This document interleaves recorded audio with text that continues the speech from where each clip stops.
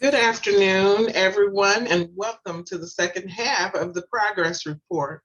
This afternoon, we will have a presentation from Walker Sands, and I will introduce them now. Got growth. Walker Sands delivers results across earned, owned, and paid channels.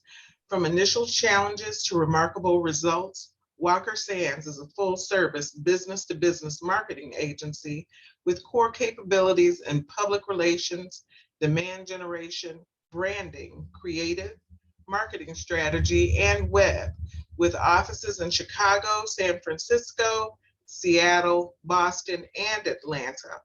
Walker Sands is a 9-time Inc. 5000 fastest growing company honoree and has been named a best place to work by Built In, Chicago Tribune, and Crane Chicago.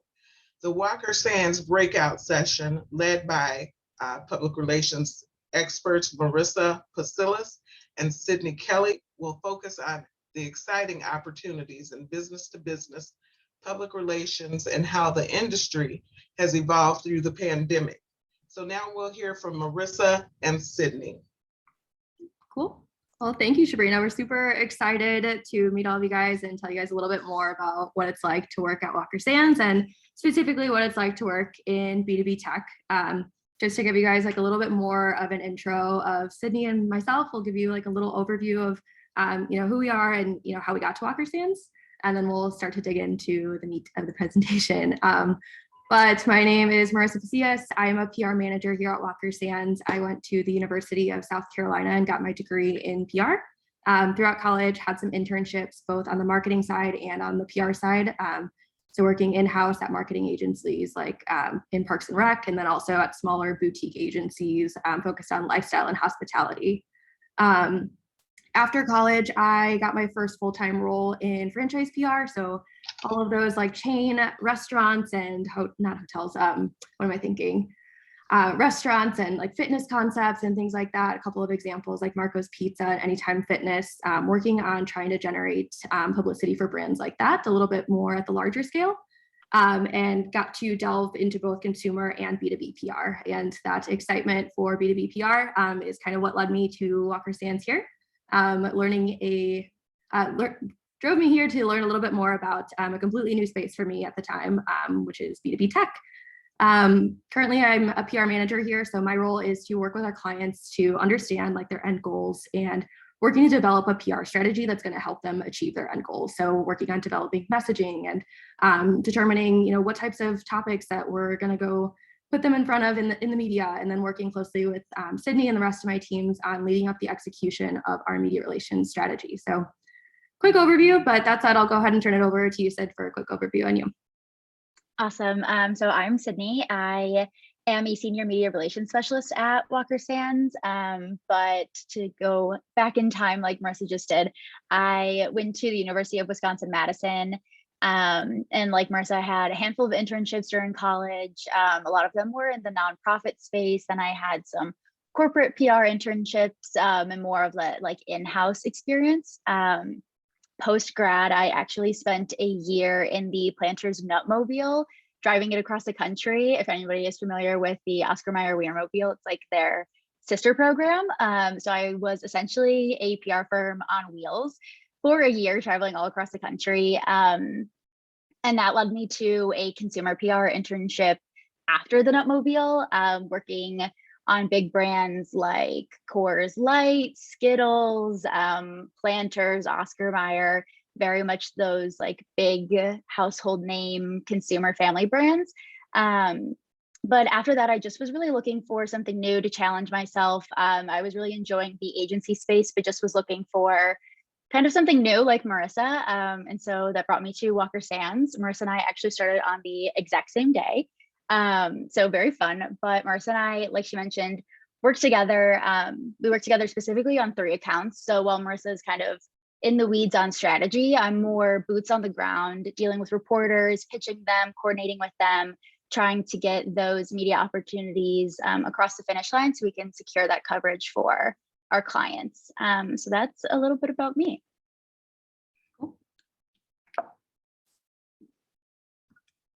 And there we go. Perfect. So I can give a quick overview of Walker Sands in general.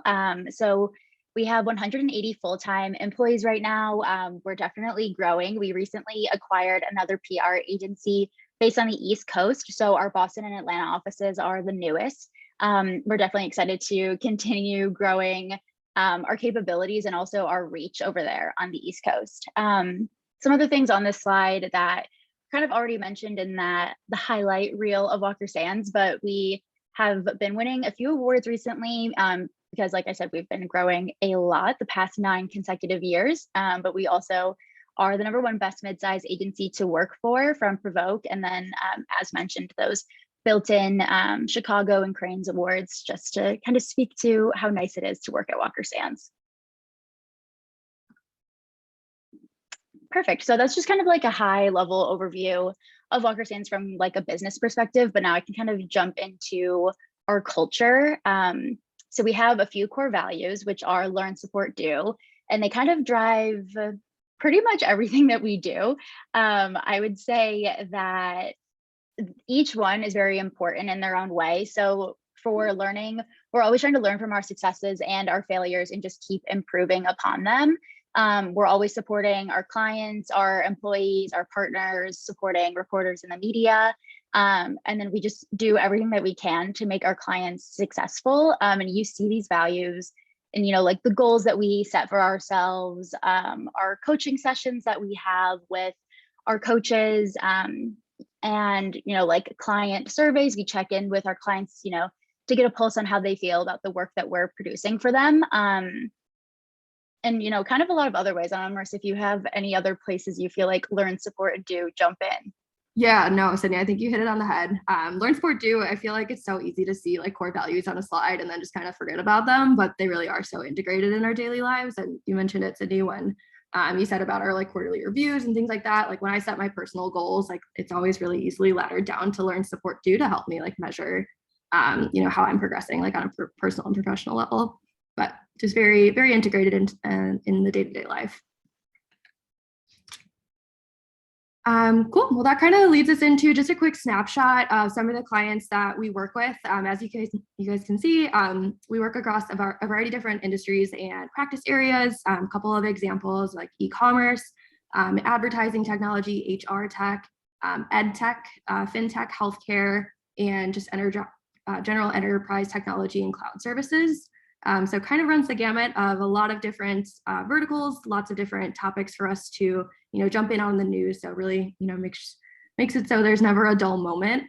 But just in general, to give you an overview of, B2B tech companies as a whole and how PR kind of helps them. Our goal is really just to help these companies build awareness and credibility around their products and their thought leadership bench. So all of their executives, CEOs, CMOs, all of that good stuff. Trying to get their names in front of people that are going to buy their product. So key decision makers, for example, like in the HR field is going to be the chief people officer. In the advertising space, it's going to be your chief marketing officer. And in technology and IT, it's going to be more of the CIO and general C-suite. So lots of different audiences for us to kind of play into, which again, makes it really fun for media relations. Lots of opportunity there.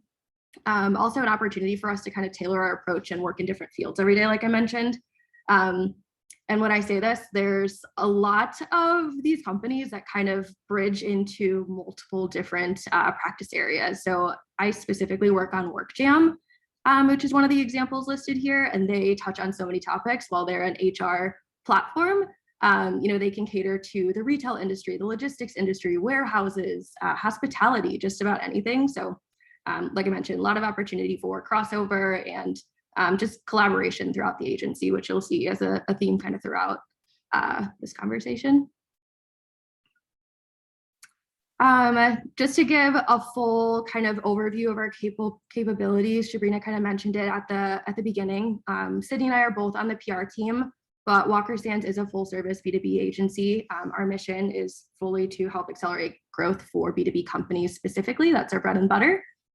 We have strategic programs that are tailored to meet our clients' needs by offering this full suite of marketing expertise, all the way from the strategy side of it to execution. So a couple of examples here: branding, helping brands to create their unique brand identity; creative, putting together those visual assets to bring the brand to life, demand gen, bringing qualified buying leads to their pipeline for the sales team, marketing strategy, which is our newest offering, connecting the dots pretty much between all of these other offerings, helping brands to develop a unique go-to-market strategy. There's public relations, which is where Sydney and I live in the agency, but it's the storytelling part of the marketing funnel. So being able to get that earned coverage and opportunity to put the brand in front of key stakeholders. And then on the web side of things, focusing on web design and development. So full service, full suite of capabilities. So it's been really exciting to be a part of and watch the agency grow so far.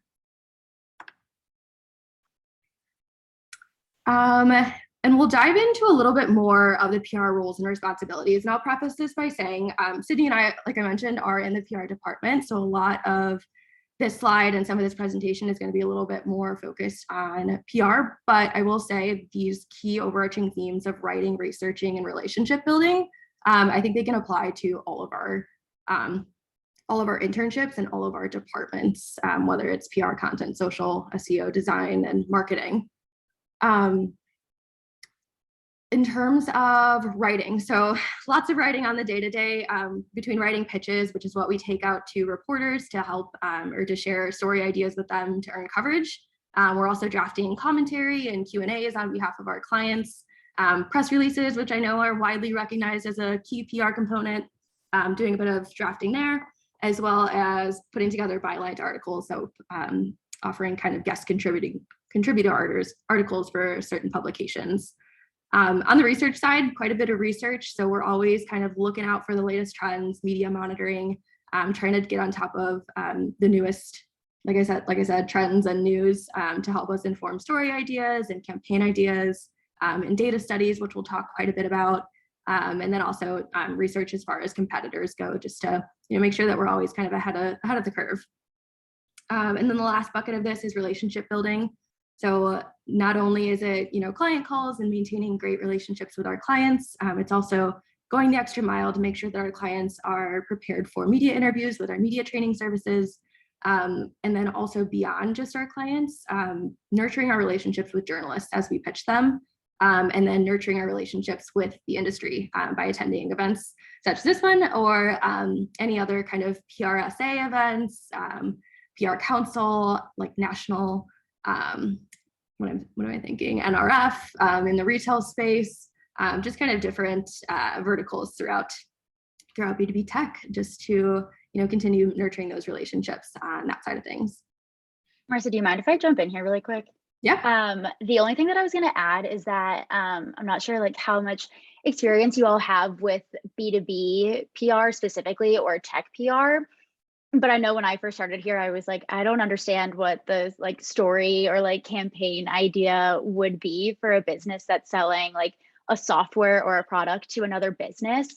I would say most of us are like very familiar with like the gimmicks or like promotions or contests that like the brands I mentioned before, like Coors Light, Oscar Mayer, like they put on a lot of PR like that's very much like a gimmick or a contest, and B2B companies don't do that. So like Marissa was saying, those thought leadership and like story and campaign ideas really revolve around what's going on in the news and how can we fit our client into that story.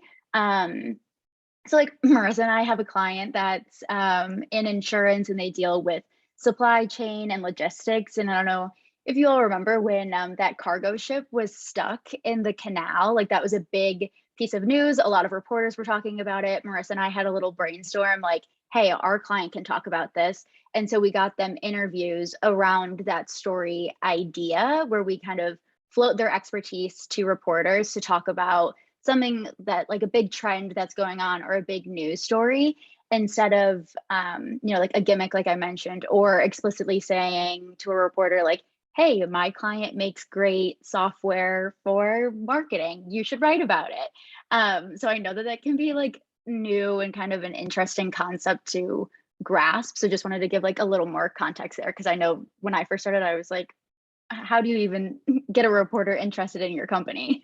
Yeah, definitely. I feel like B2B tech sometimes like sounds a little bit more complicated than it is, but I think the beauty of it, to Sydney's point, is that we're all human, and we, as much as we might not understand like the technical side of it, we're able to kind of like break it down and make it more human so that people are able to write about it and understand it. Yeah, absolutely. I don't even know how to explain like how Wi-Fi works or anything. So I know that tech can be daunting, like Marissa said, but it really doesn't need to be.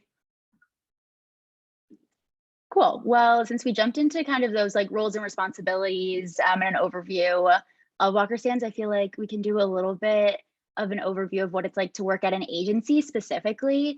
It's a little bit different than working in-house or working, you know, just like in a corporate setting. Agency life is a little bit different. So we have a quick video. I think this is a couple years old now, but I think it just really speaks to what it's like day to day and what it takes to work at an agency. Cool. I'm gonna play if holler if you guys can hear it though.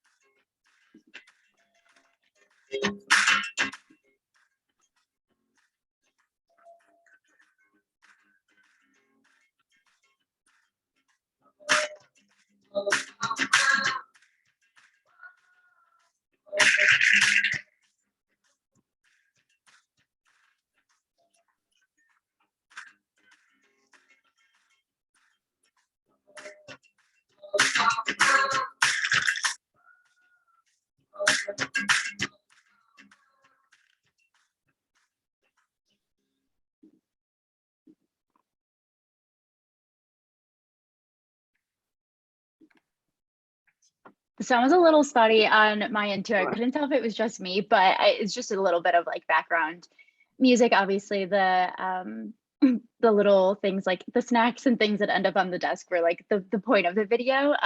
So kind of speaking to like the work environment, these like key things are kind of what I mean when I say that agency life can vary a little bit from other types of PR settings. So we're definitely very open and collaborative. Like Marissa and I, like we work on 3 accounts together. So we're constantly floating ideas past one another, constantly asking questions, figuring out what makes the most sense for our clients on any given day or hour even. So constantly collaborating on strategy and media relationships. I would say that everyone across the agency is very helpful as well in terms of, you know, like collaborating on a big project for a client or things like that as well. And because you work at an agency with multiple clients, I'm sure you've all heard this before, but it can occasionally be fast-paced and demanding. I currently am on 6 accounts, so it's not like I can spend all day just hyper-focusing on one client even. Sometimes there's a lot going on. Sometimes clients send in multiple emails in one day that you need to respond to, or maybe they have a big announcement coming up and you really need to focus on one over the other. So those the ebb and flow of work can change a lot. And pretty much at the same time, it can be unpredictable. Like when the cargo ship was stuck in the canal, like that was very unpredictable for us.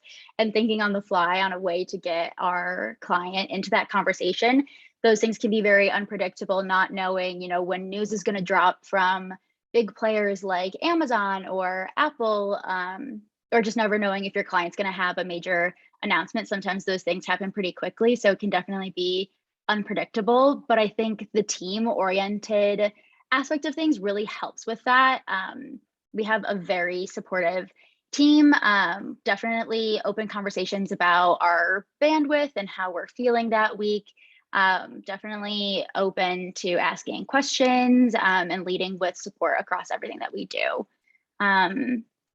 And as far as results, obviously, we are on a client for our expertise in the PR space, specifically for me and Marissa. So we're always trying to drive those results for our clients to show that we do have that media relations expertise and really get them what they're looking for in terms of earned coverage.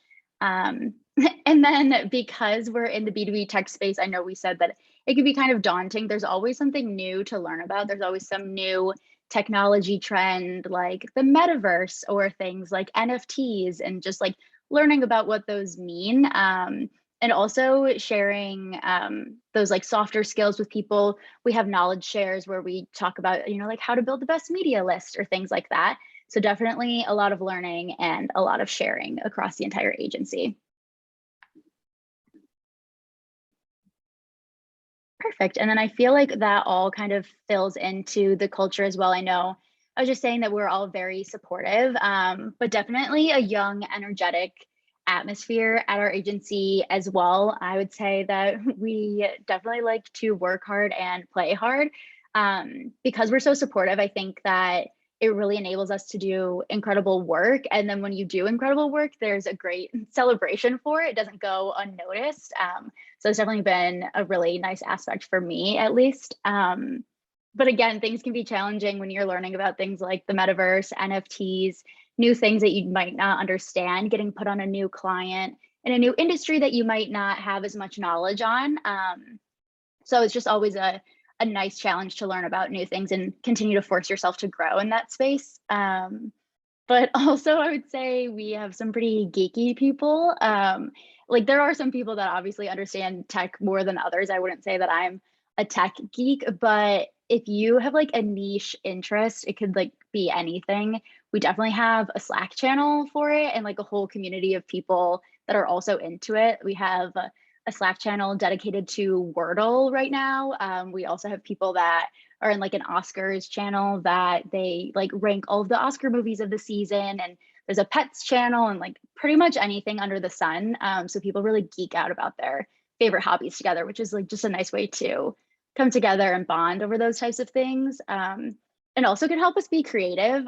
When you get to like talk about those outside interests at work, I feel like they also kind of flow into what you are actually working on. So they can kind of help, sometimes like inform our pitches or help us come with like a really out of the box idea. But I would say agency life, you have to be creative because you're working on several different accounts. So you just kind of always have to have your brain flowing on what's the new idea, what's something different that I could do for my client.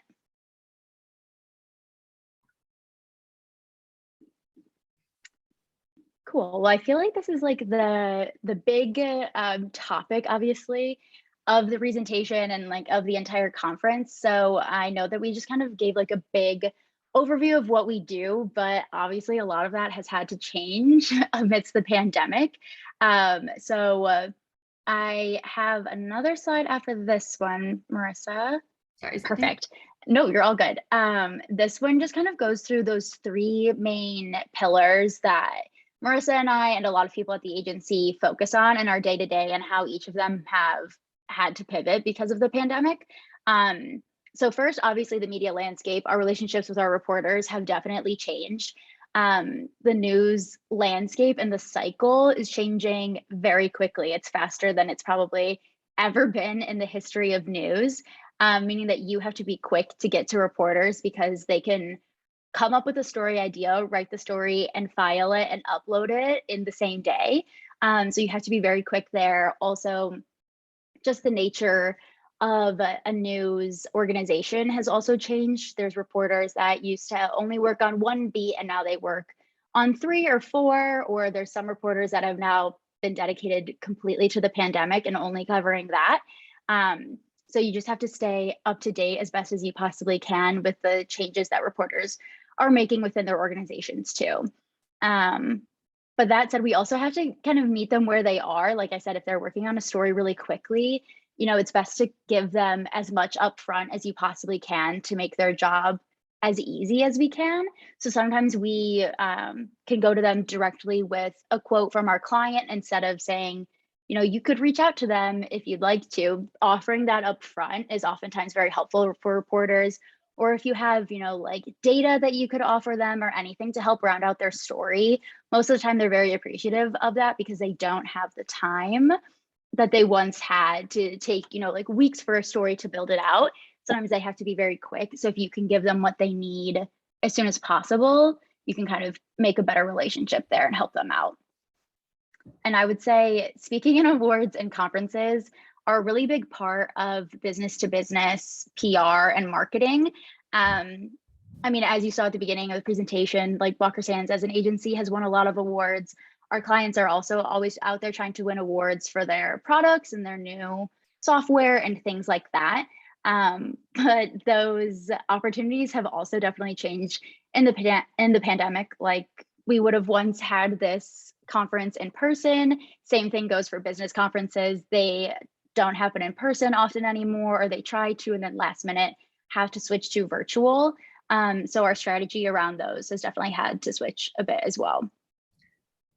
I would just add one quick thing to like the media landscape changes, like because they're so quick, or because everything is so quick these days. I think one thing that sets Walker Sands apart is just like its approach to nurturing relationships with not just our clients and our, you know, our each other as like our own culture. It's so important for us to nurture these relationships with our reporters. So not just having like a one-way transactional model where you're like shooting a million pitches out to the same person all the time and spamming them essentially, but really kind of taking this, you know, proactive, really nurturing approach to, as Sydney mentioned, like meet them where they are and give them what they need so that at the end of the day, they'll come back to you.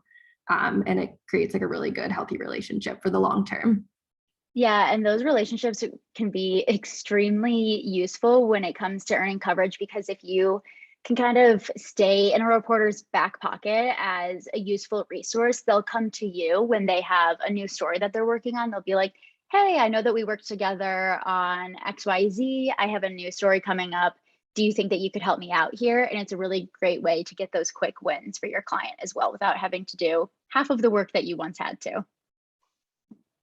Cool, but jumping into how we've pivoted with our clients, once upon a time, there was a time where we would meet our clients in person for certain meetings, you know, like big quarterly reviews, or if they had a big announcement coming up, we could meet together in person to discuss strategy.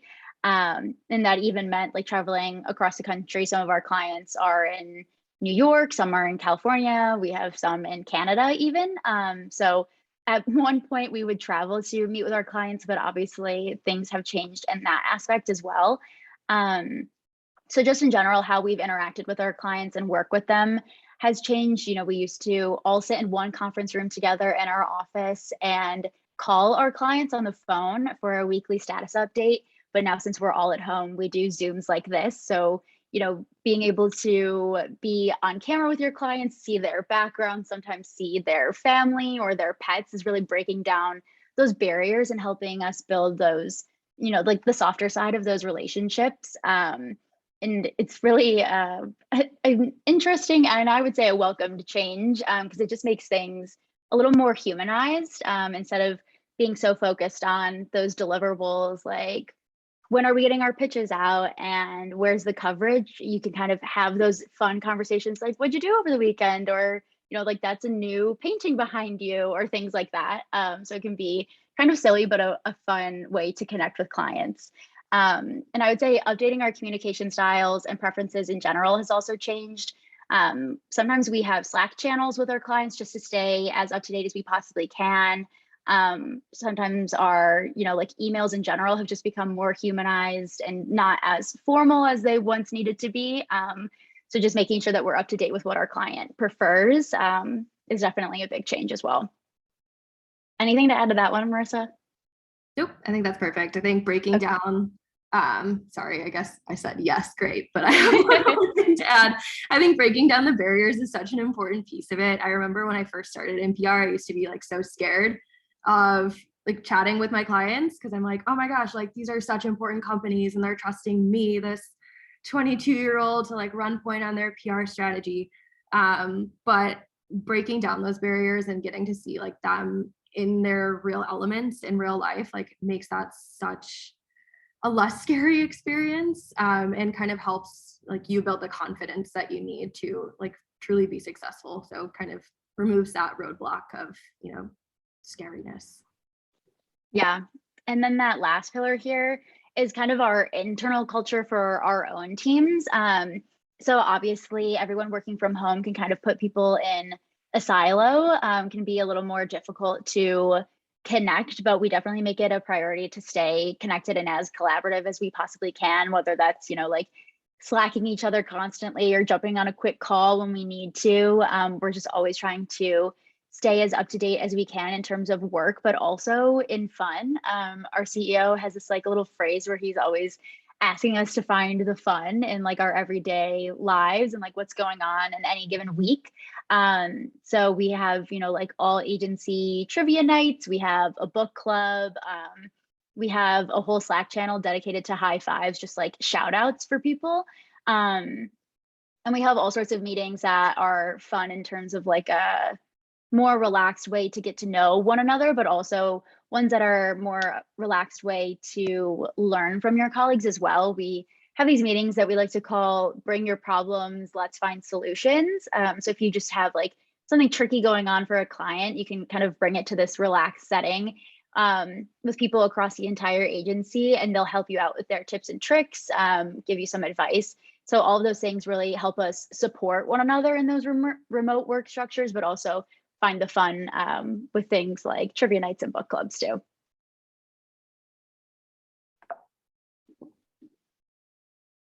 Perfect. Well, just wanted to, I know we covered some of those pandemic pivots, but just wanted to bring it to life a little bit with a case study, just to show you kind of in action some tangible ways that we were able to, execute on some of these pivots. So the example we wanted to chat through today is with our client Limeade. So Limeade is a software that helps businesses improve employee engagement and well-being. So employee engagement, employee experience, like all of that has to do with how it feels to be in the workplace and at your job. Whether that's interactions with your coworkers, whether it's your application and onboarding process, the offboarding process, and everything in between. So Limeade approached Walker Sands in 2019, well before the pandemic, to achieve three key things: generating awareness of the software itself among its target audiences, specifically the decision makers, elevate the credibility of the software, and especially its thought leaders or the executive bench, so C-suite CEOs, CMOs, all of those folks, and then increase their share of voice. So whenever we look at share of voice, it's like a piece of the pie chart. So looking at all of Limeade's competitors, when you put them together in a pie chart, they're all going to have like some variation of how much share of voice that they have in specific outlets. So mainstream business, tech, and HR outlets. So we're looking to really grow that presence so that Limeade has one of the larger share of voices. So kind of taking those goals and thinking about them and breaking them down, Walker Sands developed this kind of multifaceted PR strategy that centers on three main buckets, which is thought leadership, newsjacking, and data-driven campaigns. So we'll dig into those a little bit, but wanted to note that pre-pandemic, I would say that it was a pretty even balance between thought leadership, newsjacking, and data-driven campaigns. But what we're seeing kind of later on in the pandemic, I don't want to call it over, but that newsjacking and this data piece of it have become a lot more prevalent and impactful for our clients. So we lean really hard into those sections of our PR strategy to earn coverage that makes an impact. But just to break those down a little bit more, proactive thought leadership, that's basically trying to educate all of our target audiences on things that are specific to Limeade. So in this case, employee experience trends, trying to position Limeade thought leaders as experts and trying to share them as potential sources for reporters specific to topics that are relevant to them as a company. The second piece of it is newsjacking and breaking stories. I know Sydney mentioned this earlier with a perfect example of the canal, but leaning into news that makes sense for HR adjacent topics. So a good example of this is when Simone Biles dropped out of the Olympics for mental health purposes. That was a good opportunity for Limeade to comment on why it's so important for employers to focus on the mental health of their own employees and why that's become such an important piece of the employee experience. So just kind of getting in front of those breaking news stories. It's more of a reactive approach to PR, but it's a really effective one for getting in front of meaningful conversations. And then the last piece of it is data-driven campaigns. So just leveraging credible research and proprietary data that only Limeade has to emphasize trends that are happening in the space. And we'll dig into this third bucket of data-driven trends a little bit more in the next couple of slides. So we worked together with Limeade to develop this data-driven campaign called the 2020 Employee Care Report. So sure you guys can remember at the height of the pandemic, the Great Resignation was one of the most direct outcomes and most talked about trends. Lots of companies faced a ton of turnover, and it created a really important time for employees to be vocal about what they want from their employers and what they want in the workplace. So like I mentioned, we worked together to build this data report.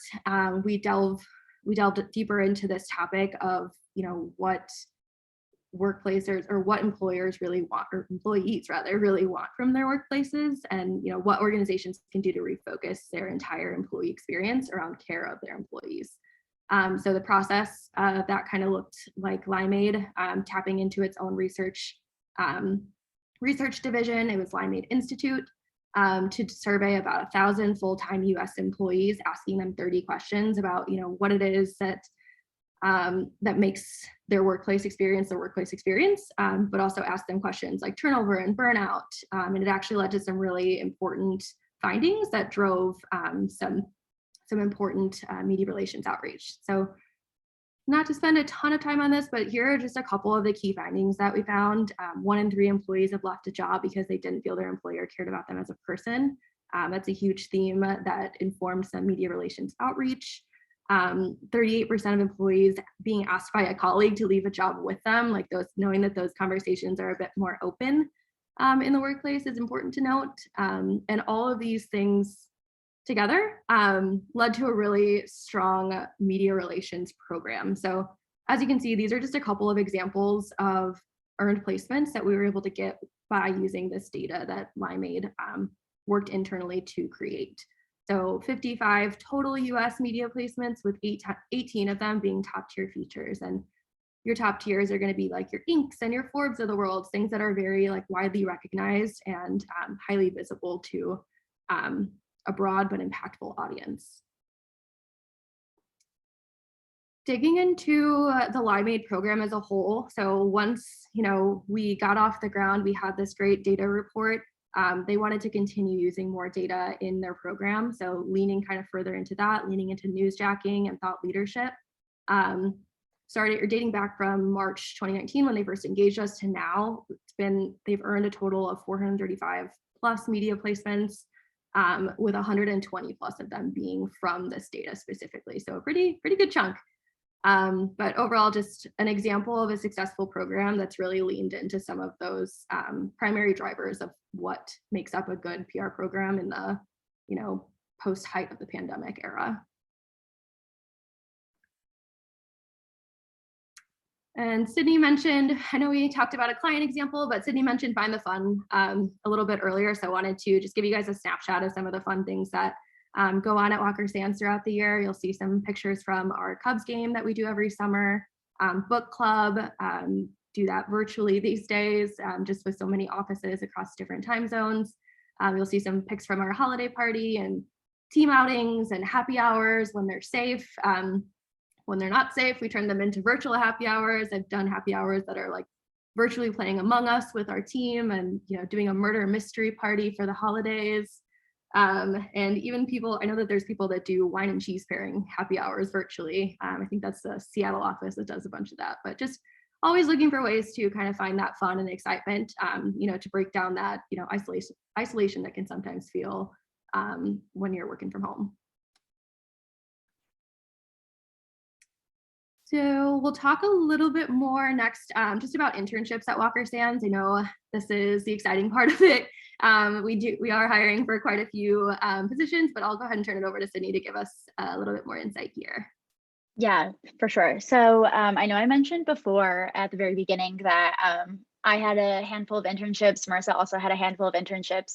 And I'm currently coaching an intern at Walker Sands. Marissa was coaching an intern in one of our last cycles who got hired on full time. So just wanted to give a little bit of that insight into why a Walker Sands internship is so impactful. But I would say the first part is just very extensive training, kind of how I mentioned before. A lot of people come to Walker Sands not having any experience in B2B tech or just B2B in general.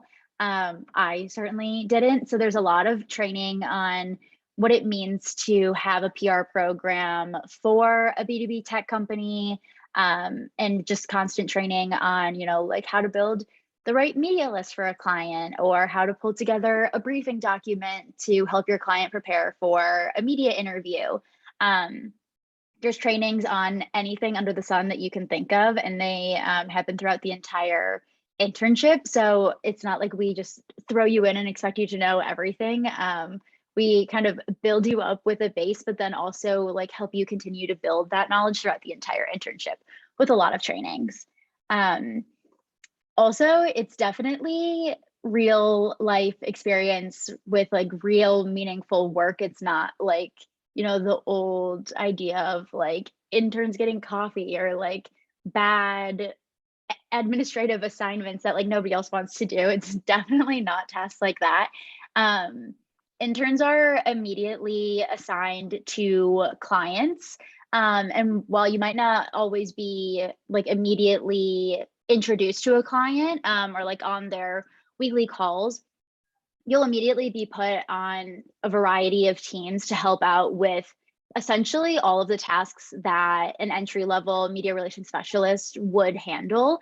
So drafting pitches, pulling together media lists, reaching out to reporters, coordinating those internships, tracking those placements, and pretty much anything else that comes along with trying to secure coverage. So it definitely is that real life experience.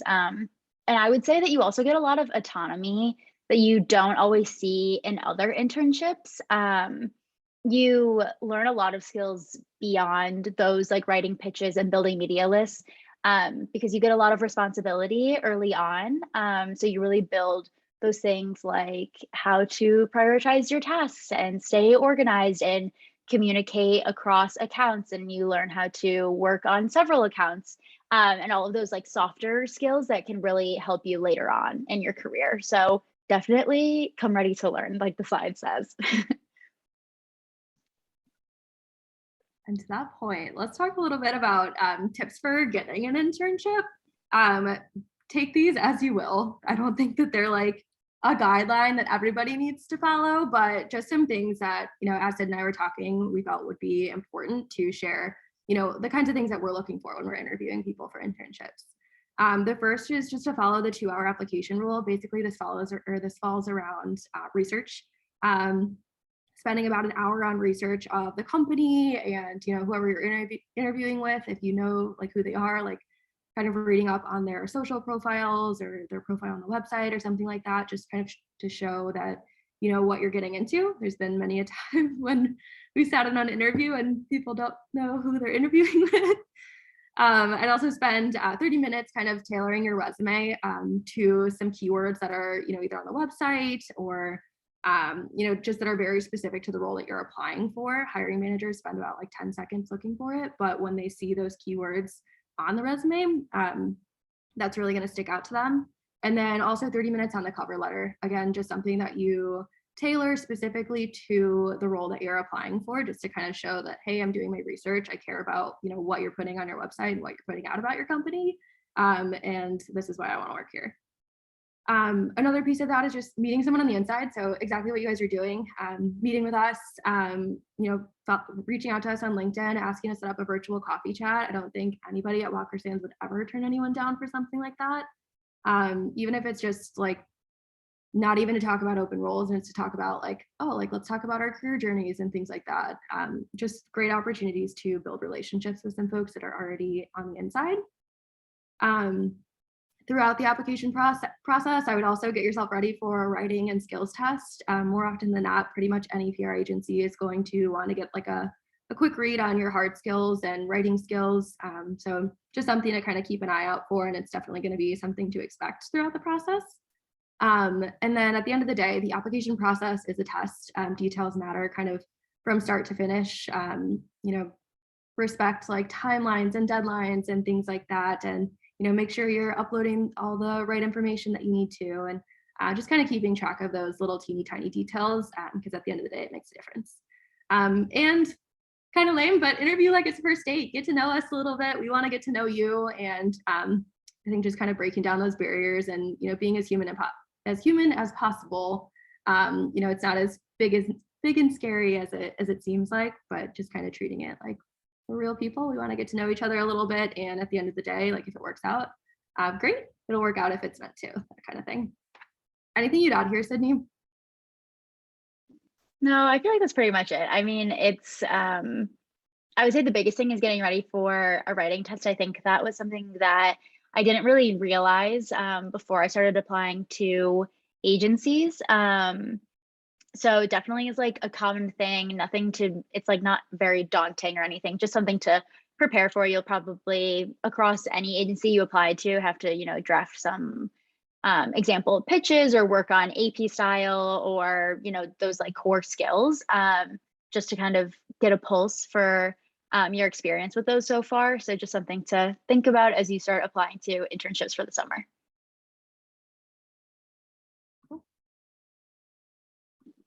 Cool. Well, I can jump in with the upcoming internship opportunities.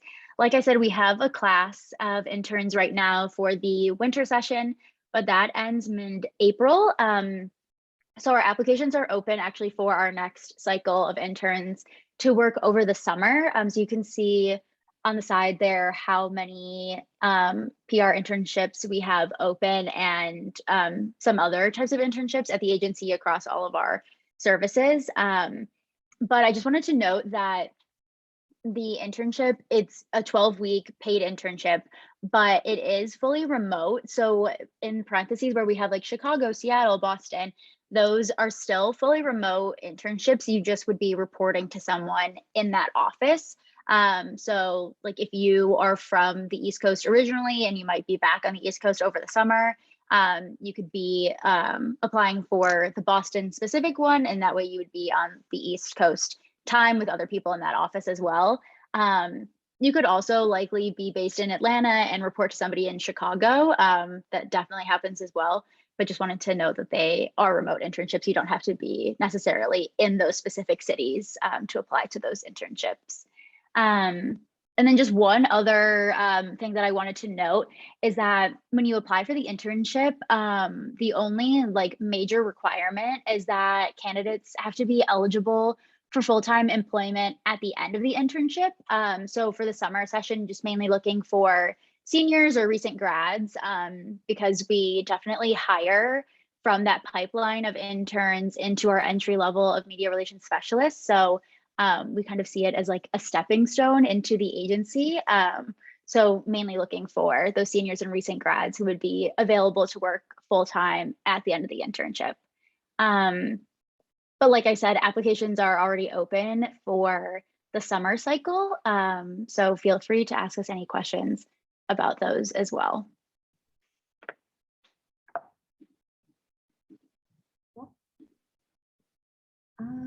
Since the video is spotty, I'm going to skip this last video. I'll like send it to you guys in the chat. You can watch it on your own time. What do I like about working at Walker Sands? Nothing. Okay, she says just kidding at the end. She likes a lot of things, but I will send the link to the video. That said, I know we're coming up on about an hour, so I do want to spend some time working on some Q&A. I know we just chatted for quite a bit just about Walker Sands, but want to open it up to you guys if you guys have any questions about, Walker Sands specifically, B2B Tech PR, working in an agency, or just want to chit chat, that's fine too, but wanted to open it up here.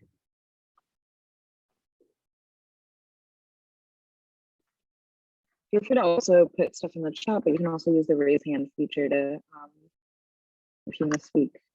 Yeah.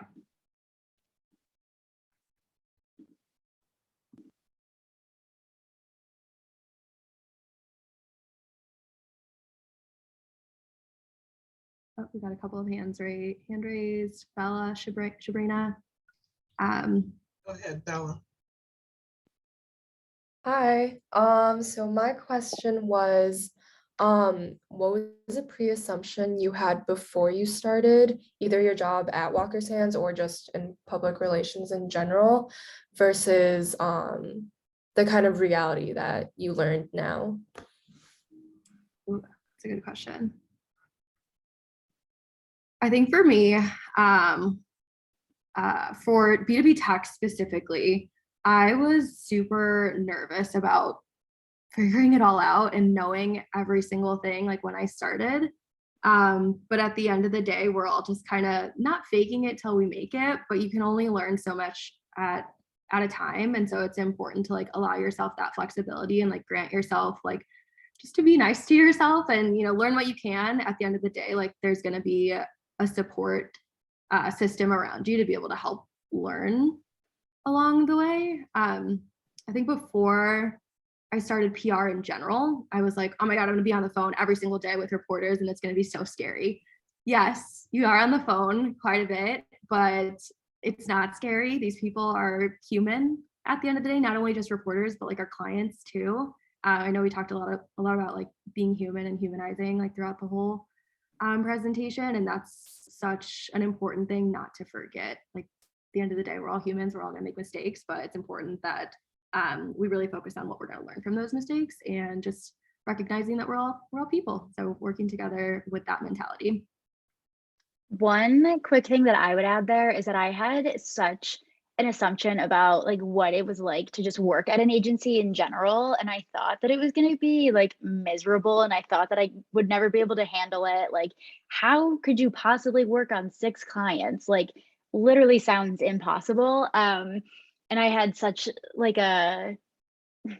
obviously a misconception about it, but I thought that it was just going to be so difficult. And I thought that it was never going to be right for me and that I would always work in-house for some random company and just do their PR internally. And then I had my first taste of working at an agency and I really liked it. And there definitely are some instances where it still can feel kind of like dog eat dog. I don't want to say that nobody is like there to support you, but sometimes it can be pretty challenging.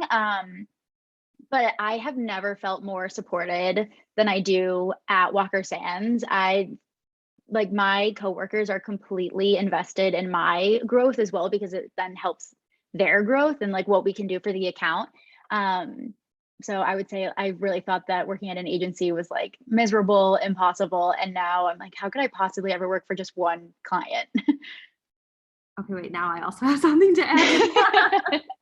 I feel like also PR agencies can come off as, well, not come off as, but I think a lot of people commonly think that it's very like catty and like people are like going to hold on to their contacts and not share at all. And it's just going to be very like, you kind of have to help yourself.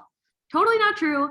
I would say, especially like when I came to Walker Sands specifically, I've never seen so much collaboration and people like willing to help each other out. Like, oh yeah, like I know this reporter, I worked with them for this project. Like, here's like a couple of tips about like what they like and don't like, or like, do you want me to make a quick intro to you so that, you know, they're more likely to read and respond to you. Like that collaboration piece, I think is commonly like, people don't think that that exists, but it really does. And I think it is something specifically that sets Walker Sands apart, just how much that we do that and how much of a team we really all are, despite having like 180 people working together. Yeah.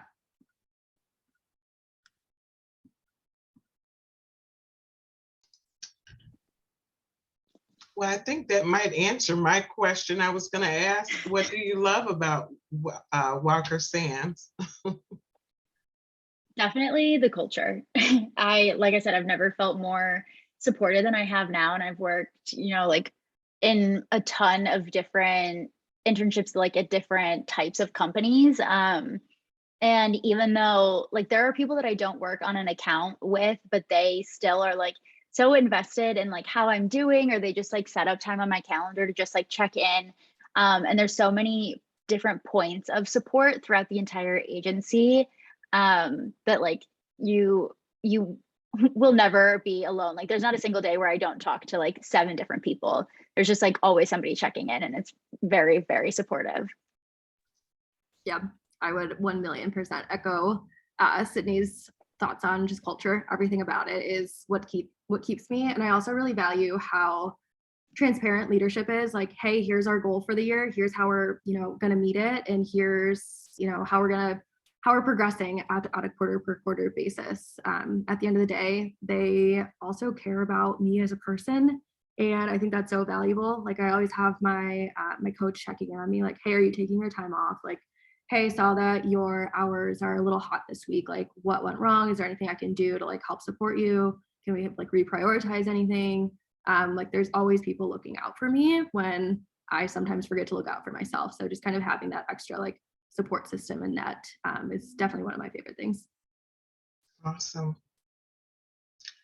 Well, soon we're going to be moving to breakout rooms. Pavitra, we're going to wait until 2:35, or we're going to move on now? Actually, it looks like there's a couple more questions. Oh, okay, I didn't see them. So let's, yeah, I think because it is a smaller group, it might just be more beneficial Okay. to just keep doing the Q&A. But yeah, I guess if Kylie, if you want to go. It was just a quick question that I might have missed this at some point, but one of my biggest fears moving into the workforce is how quickly, typically, have you guys experienced, is it expected that you get assimilated into the workforce after you start the job? I could jump in really quickly, Marissa, because at Walker Sands, we have these coaching sessions every 6 months. So Marissa and I work together on 3 accounts where she is the PR manager leading strategy, but I also have a coach separate from Marissa who's dedicated to like my growth at the agency. And I meet with her every 6 months to go over the goals that I've set for myself, how I'm reaching them. She helps me identify ways that I can continue to grow. And I just had my second 6-month coaching yesterday, which is why I wanted to jump on this. But we were having the conversation that it takes a long time to feel like fully acclimated. And no matter, you could be like 15 years into your career, and if you move to a new company, like it's gonna take time for you to onboard, feel comfortable, figure everything out, and feel like you really have like a solid footing underneath you. And at Walker Sands, nobody was like, well, why hasn't she figured it out yet? Especially because our clients can be, you know, like in that technical space. There's some of them where it took me like weeks to even like explain what they do in like layman's terms to other people. So at Walker Sands specifically, I know that I can speak to that one, that like everyone is very supportive. There's no like rush for you to like figure it out and then like produce results right away. They care more about you like laying a solid foundation, building those skills, figuring everything out so that you can build upon that to grow later on. So I would say like, for me, it probably took me like a full 6 months to even feel like I knew what I was doing. And nobody was like, wow, it's taking her forever. Yeah, definitely a slower ramp up. But to Sydney's point, I don't think, well, we don't start you off working on like all 6 accounts. Like it's definitely like you work your way up, like, and when you're ready and you've shown that like, hey, like I got this, that's when you'll like start to get added to like the full range. Now I'm blanking. I had another thought there, but definitely not expecting anybody to know anything. Sydney and I have been here both for just over a year now, and I think we still have so much to learn. Yeah. I have a couple questions. So first one is just like, as students, are there any particular classes or like types of classes that you think that we should be taking to help us kind of prep for the agency life? Or yeah, like obviously joining PRSSA as a club would be great, but if there's any other like orgs or something that you think that people should join. I'm excited. I feel like we're both waiting for the other person to go. You could go first, Marissa. Okay, I took this course in college that I would die by. I loved my professor, and it was a PR campaigns course. So it was focused on, I don't know if you guys have that or something similar, but you got real life experience, like learning about whatever the fake client was and, you know, developing a real campaign. I think that's one of the classes that I think back to regularly. And I know we used to have like a Carolina agency and like the Bateman team and like all of those kinds of like experiences. I would definitely recommend trying to get involved in those. It's the most like real life experience that I think has been most helpful to me in my career. Yeah, I would pretty much echo that. At Wisconsin, we have a class that's very similar where like you get actual like real world clients. So when I was in this class, it was like a really small new alcohol brand that was like local to Madison, and they were just looking for, you know, essentially some free PR because they were such a small brand. And so my professor set it up where our class was their like mini real life agency.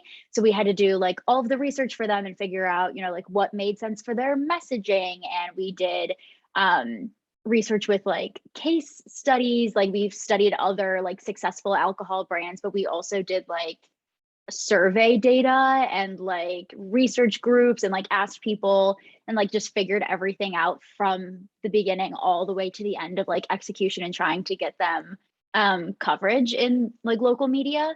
So if you have anything that's similar to that, because I would say you could take a lot of classes on like how to build a media strategy or like how to, I don't know, build a relationship with a reporter, but it's so different until you're actually doing it. 100%. Well, thank you. I know DePaul offers some campaigns classes, so definitely, and I've taken a couple, so I would definitely recommend those to DePaul students if you're in here. But second question was, I know you had mentioned that you guys work on some accounts together, but how does like, maybe this is a simple question, but how exactly do you guys like pick what accounts you work on, or like how do those get assigned to you? And or like if you can't handle more than like 5, is that something that like is spoken about, or is it, yeah, I guess like how do those get delegated? Yes. Marissa, do you want me to go or do you want to get it? If you're passionate about it, you can. Otherwise, I have a few thoughts. I also have a few thoughts, so go ahead. So definitely spoken about. If you don't only handle 5, cool. Like that's fine. Some accounts are larger than others. So it's not like, hey, you have to only work on 6 accounts. Otherwise, like you're gonna be fired. No, absolutely not. But we log our hours. And as part of that, Walker Sands reflects back on, you know, hey, like I can go into depth about like utilization rates and like all these crazy things, but basically like my coach looks at that regularly and he can tell like, hey, like you're running hot on hours, like things are stressful. We're not going to add you to a new account. Or like, hey, I see that you've got some free time. Are you able to add a new account to your bandwidth? As far as like how people get placed on certain accounts, we have open conversations just with like our VPs, our coaches, about what our, you know, kind of preferred interest areas are. And you're not always going to get exactly what you want, but it's good for our leadership to know like what kind of things that we find the most interesting so that we're able to, you know, do something that we're passionate about. So like those conversations are always listened to. When we first started, it was just kind of like random assignment. Like Sydney and I were both put on this insurance client that neither of us knew anything, not a single thing about insurance. But it's actually turned out to be one of the coolest clients that I work on. I really enjoy them and they talk about a lot of things. So a lot of it is just kind of like finding out what I like along the way. But I just kind of jumped all over the place. So Sydney, I don't know if you had anything to add there. No, I think it is like pretty much everything that I wanted to say. I literally was writing it down so I didn't forget. But I was going to say that when I first started, I only had 3 accounts. So again, it's not that they're going to like throw you to the wolves and give you 6 accounts right away. So I started with 3. And the amount of clients you have is different for every single person. I'm not sure exactly how many people are in my role at Walker Sands, but like, let's say for an example's sake, like there's 10 of us. We could all 10 have a different amount of clients, just depending on how big or how small the program is that they're asking of us as an agency. And it changes all the time. Sometimes we have clients that come on for just, you know, like a specific project for 1 year and then they leave. And so you might have 5 clients for a while and then you might go back down to 4. So things like that are kind of always fluctuating. But definitely you can speak up about what you're interested in. I specifically am very interested in HR technology. And I started with 2 clients that were in HR tech. Both of their programs ended with Walker Sands. They no longer needed us for what we were working on. And I was very sad to lose the clients in the industry that I was most excited about. And my coach knew about that. And so when my bandwidth was like ready for another account, I was put onto an HR tech client to kind of like fill that void. But you know, how I mentioned that we have these 6-month coaching sessions, like I just had mine yesterday. I was just telling my coach about, you know, some new industries that I might want to be learning about or jumping into. So it's just completely an open conversation. And I could go to my manager tomorrow and be like, I'm struggling with 6. I don't know how to handle it. Like, I need help. And they'll either like figure out ways to help me to stay on 6 if it's manageable, or we'll figure out a way to either bring me down to 5 or, you know, whatever just makes the most sense at the moment. So again, everyone's very supportive. So it's not like anybody will be like, oh, we needed to put her on a 7th. What do we do?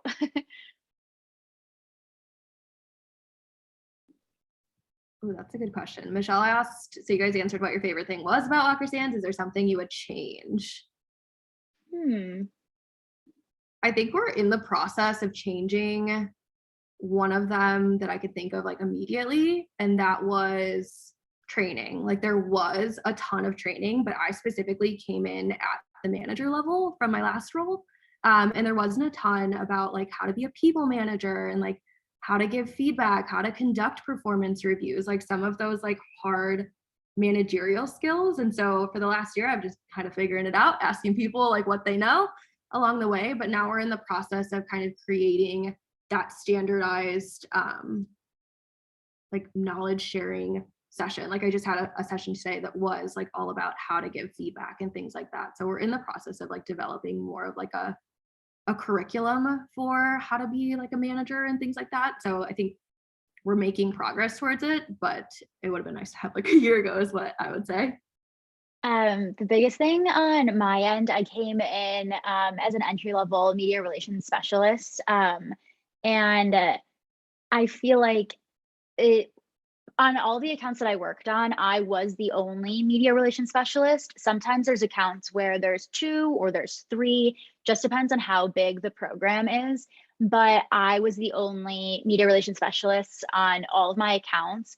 So it felt kind of hard to like connect to other people in my role, or like, you know, get their input on things, you know, just like little tips and tricks and whatnot. And that was like no real fault of anyone. It just like happened to be that that was the way that I was staffed. But I voiced that to my coach, and then like now we're trying to find ways to kind of like bring people in the same role together, because we often don't get to work on the same account together. Because like Marissa's a manager that manages on 3 of my accounts, like we get to work together a ton, but there's people in the same role as me that I don't really get to work with because they have other managers on other accounts doing the exact same task as me. So we're like now trying to find ways to like get people in the same roles connected so that we can utilize each other as a resource. But at the beginning, it kind of felt like I was like a solo person, like a one-man show, like on an island on my own. So, and I personally really like feeling connected to other people and working really collaboratively. So that was something that I definitely wanted to change.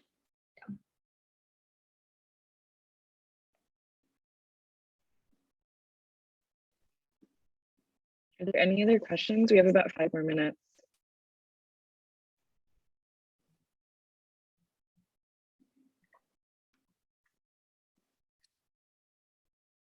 Oh, that's a really good question, Lindsay. She said, are there specific technological platforms potential interns and future employees should know? For example, Hootsuite, Salesforce, etc. I can rattle a few off, Sydney. You can add if I'm missing any. We have quite a few platforms that are relatively new to us too. I would say Salesforce is one of them. That's where we log our time. Muckrack is a big one that we just implemented this year as like a full like paid option. Quoted, Haro, Profnets. Am I missing any, Sydney? I feel like yes.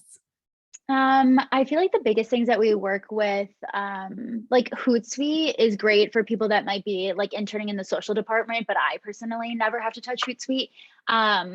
But honestly, if you Google like PR tools or like softwares or things like that, like Muckrack is a source to find journalists and their emails, very similar to Cision, if you're familiar.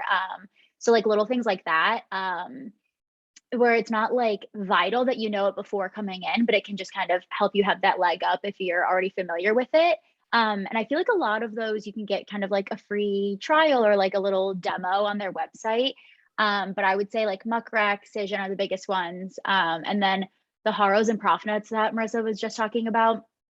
HARO stands for Help a Reporter Out, and it's like a system that we subscribe to. So it's just like, if you, I see a lot of you nodding your head, so you're probably already familiar with it, but it's just reporters reaching out, looking for sources. And so you just kind of like learn how to pitch them a certain way when they're already reaching out, when they're working on a story. Same thing for Quoted is another service for the exact same thing. So just like becoming familiar with those types of tools that basically in the PR department help you reach reporters in a new or easier, faster, smarter way. No, thank you for that. I have heard of like Muck Rack and Cision, if I'm saying that right, but I don't think I've ever heard of HARO before. At least none of my class have talked about, so I'll definitely look into that. So thank you. Yeah, I had never heard of it until I came to Walker Sands either, but it's a great resource when reporters are already working on a story and they like quickly need sources. They'll just like put this request out into the internet, and then people like me and Marissa will be like, hey, I have a client that can talk about this. So then we can kind of build that relationship with the reporter that way too. And I'm like 99% sure that HARO is free. I'm also 99% sure of that. I'm pretty sure that Cision is like the parent company like that puts out that service. So if you go to their website, I'm pretty sure that you can just like put in an email so that you can get familiar with what those look like. And while I'm in the process of sharing links, here's that video that we skipped over earlier because my sound was not great.